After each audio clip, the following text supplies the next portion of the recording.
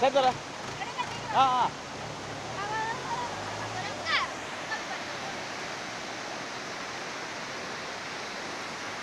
வணக்கம் நண்பர்களே. நீங்கள் பார்த்துக்கிட்டு இருக்கிறது வந்து தமிழ்நாட்டில் உற்பத்தியாகி கேரளாவில் சும்மா ஆற்றுல கடலில் போயிட்டு கறக்குது. இது ஒரே ஒரு ஆறை தான் காட்டுறேன். இது மாதிரி ஒரு 7-8 ஆறு வந்து இந்த தண்ணியை வந்து ஆற்றுல போய் கடலில் போகுது வேஸ்ட்டாக. இந்த தமிழ்நாடு அரசியல்வாதிகள் ஆந்திராவிலையும் கர்நாடகாவிலையும் கேரளாவிலையும் கெஞ்சிக்கிட்டு கிடக்குறானுங்க.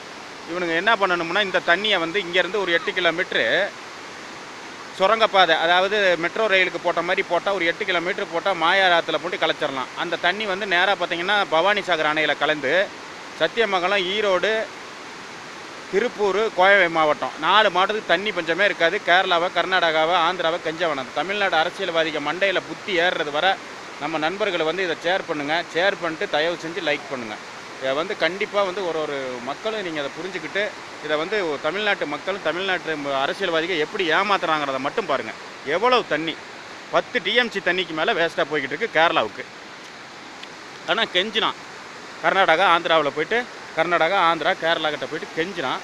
ஆனால் அவனுங்க வந்து இந்த தண்ணி இவ்வளோ தண்ணி கேரளாவுக்கு வேஸ்ட்டாக போய் கலந்துக்கிட்டு இருக்கு. இவனு அவங்க மண்டையில் ஏறுறது வர நண்பர்கள் வந்து இதை ஒரு லைக் கொடுங்க. லைக் கொடுக்குறதோட அதை உங்கள் நண்பர்களுக்கு ஷேரிங் பண்ணுங்கள்.